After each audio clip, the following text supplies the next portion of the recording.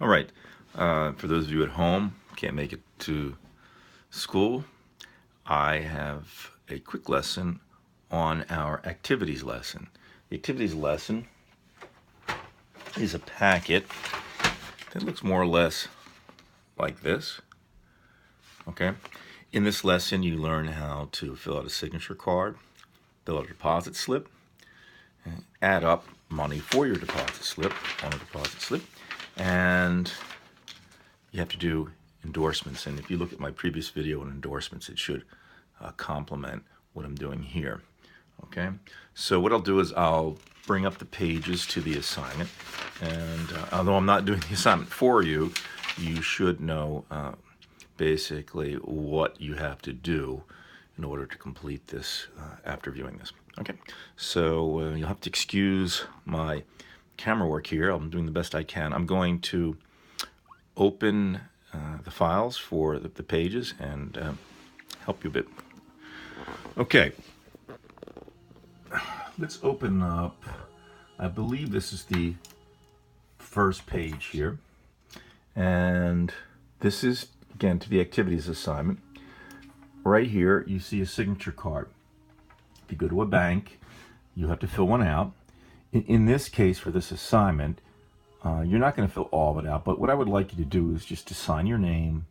You can put a phony address and a phony social security number and date. And the reason why I want you to do this is because you have to understand that having a signature card is an important thing because the bank needs to verify your identity with it. So again, just put your name, a fake address, and a 1, 2, 3, 4, 5, 6, 7, 8, 9 for your social security number and the date.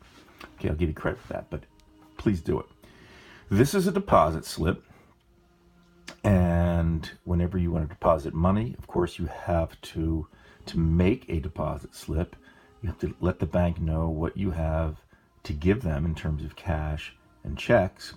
In this part of the assignment, it says that you have completed your signature card, and now you're going to make your initial deposit. You have $50 in cash and a check for $75.83.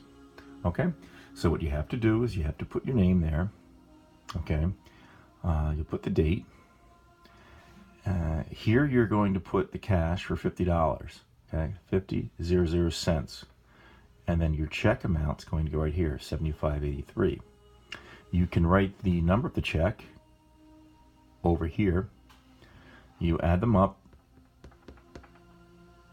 and you'll do that for me, and that you do for a bank, and that way they'll know what the total was, and making sure that that total matches the amount of money that you're putting in the bank. All right, let's go to the next page. When you are going to be very careful when you make a deposit. Okay, you have to add up your deposit correctly. And this part of the assignment just basically makes sure that you know how to add things up in a sequential or organized manner. So we have here coins, 24 pennies, 18 nickels, 35 dimes, and 27 quarters. Well, over here you have to put the amount. 24 pennies would be 0.24. 18 nickels will be 90 cents. You put 0.90, and you keep going on with the coins, and your total for the coins goes right here.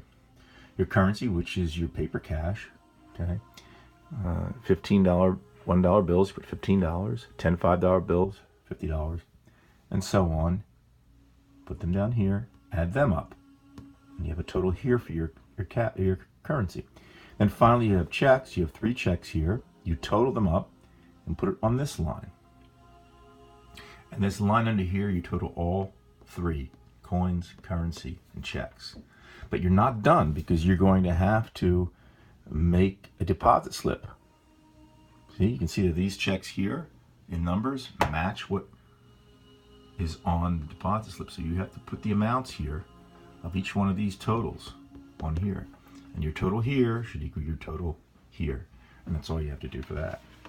All right, let's go to endorsements. And again, there is a video previous to this about endorsements. But you simply here, you have to make a blank endorsement, which is just simply writing the name of the person on the back. You have here a special endorsement. That's the pay to the order of.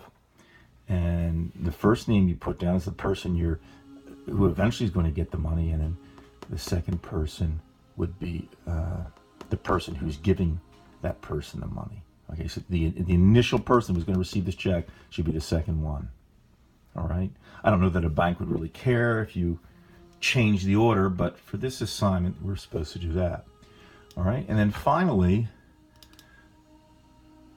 we have the last page, and we have a person who receives a check, Jeannie Judge. It's incorrectly written. If somebody incorrectly spells your name, you would then endorse it incorrectly first and then correctly the second time. Okay? So somebody misspells your name, spell it incorrectly on that endorsement, and then spell it correctly, so that the teller knows that you understand that it was incorrectly written. And finally, there's going to be a restrictive endorsement that's for deposit only, and you should be able to tell from the information here to whom this check is going to be written and should be endorsed, okay, on the back. All right, so that's basically it for that assignment. And again, if you have any questions about endorsements, go to the previous video.